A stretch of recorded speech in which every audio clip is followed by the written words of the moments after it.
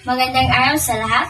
Ako nga pala si Binibining Ann Rose at ang tatalakayin natin sa araw na ito ay ang mga dulog sa pagtuturo ng wika. Ito ay ang mga paraan o pamamaraan sa pagtuturo ng wika na naglalayong mapadali ang proseso ng pagkatuto. At meron tayong dalawang halimbawa. Una, sa pag-aaral ng mga panghalip, panao o pronouns, ito ay pinapalitaw ang pananaw ng mga Pilipino tungkol sa sarili at relasyon niya sa kapwa. Pangalawa, sa pag-aaral ng pang-uri, ito ay ang walang negatibong panghahambing sa Pilipino, mayroon lamang mas maganda at pinakamaganda. Tatalakayin naman natin ang dalawang estratehiyang mahalaga sa pagkatuto ng wika. Una, mga estratehiyang tuwiran. Pangalawa, ang mga estratehiyang dituwiran. Ito ay ang mga estratehiyang pang-metacognitive, pang-affective, at pan-social. Magandang umaga sa lahat. Ako nga po pala si Irish May Dalana Tuto at ating tatalakayin ang wika sa siling aralan. May isa pang gamit ang wika. Ito ang pangunahing paraan para matutuhan ang kultura at mapapahayag tungkol sa kulturang ito sa konteksto ng silid-aralan. Ibig sabihin kung ang paksa ng classroom ang kultura, tumutugon sa kultura at tumalahok sa kultura. Una, wika ng paglalarawan. Sa pag-aaral ng isang penomenong pangkultura, isang pangunahing pangangailangan ang wika ng paglalarawan ng penomenong ito. Ang wika ng paglalarawan ay nagbibigay impormasyon tungkol sa penomenong pangkultura. Kailangan mapagkita ang wika ng paglalarawan at wika ng interpretasyon. Pagtukoy sa ano, sino, saan, magkano, kailan, at paano. Pagwawasto sa mga maling detalye. Pangalawa, wika ng pagbibigay kahulugan. Ang mga impormasyong ibubunga sa paglalarawan ng mga penomenong pangkultura ang magiging batayan sa pagbuo ng mga interpretasyon o kahulugan. Narito ang ibang mahalagang funksyon: paghahambing, pagbuo ng konklusyon at pagpapatunay ang paraan ng pag-ugnay ng mga konkreto sa pagbuo ng abstrakto. Kaya mahalaga na linangin sa mga estudyante ang mga kasanayan para makabuo at magbigyang katwiran ang mga interpretasyong pangkultura. Pangatlo, wika ng pagtugon. Matapos ang mga interpretasyon o pagbuo ng mga kahulugan, kailangan ng estudyante ng gabay para mapahayag ang kanilang mga tugon sa penomenong pangkultura at yugtong ito. Ang paksa sa classroom ay hindi na lang ang kultura kundi ang estudyante. Ang kanilang saloobin o opinyon pati ang kanilang pagpapasya sa pagtuloy na pakikipag-ugnay ng mga estudyante sa penomenong kultura kabilang sa funksyon ng wika ay ang pagpuna, paghuhusga at pagpapahalaga, pagpapasabi ng gusto at di gusto, pagpapahayag ng paniniwala. Pang-apat, wika ng paglahok.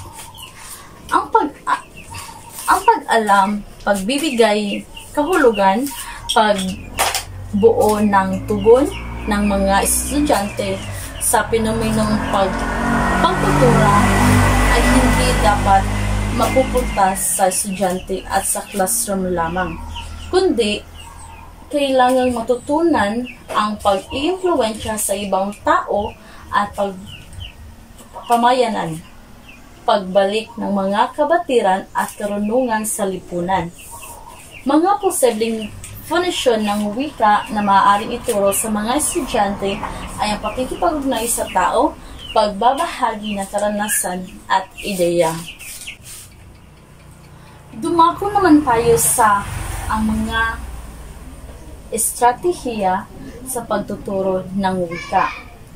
Ang EDCOM report ang nagpanukala na maging medium ng pagtuturo ang Filipino sa pagsapit ng taon 2000.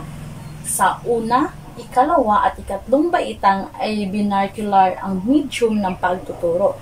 Pangalawa, sa ikatlong baitang ipapasok ang English bilang hiwalay na subject at ipagpapatuloy hanggang sa ika-4 na taon ng high school.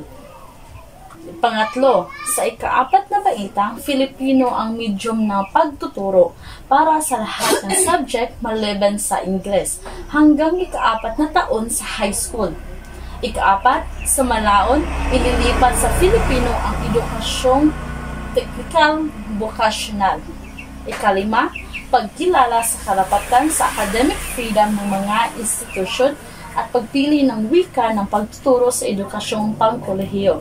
Ika-6, sa taong 2000, lahat ng asignatura sa Ingles at ibang pangkolehiyo ay ituturo sa pagmantika ng Filipino. Ang ibang makabagong pananaw sa pagtuturo ng wika, malaki ang pagbabagong naganap.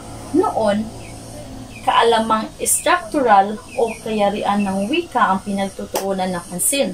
Ngunit ngayon, paglinang sa kahusayan sa paggamit ng wika, kasanayan sa pakikipagtalaskasan o kasanayang komunikative.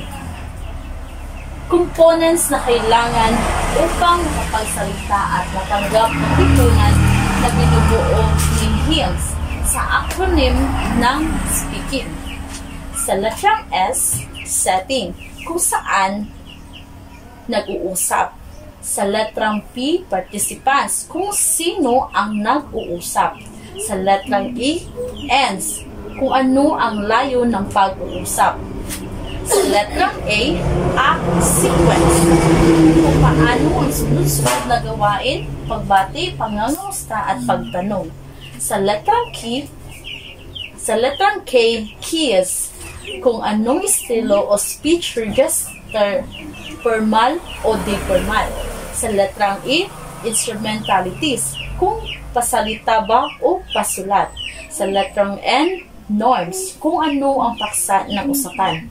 At ang huli ang letrang G sa genre, kung ano ang uri ng pagpapahayag. Dumako tayo sa mga paraan o estratehiya at pagtulong sa pagtuturo ng wika. 5 gamit ng wika ang maaaring iugnay sa ideya at kaisipan ng mga mag-aaral. Una, personal.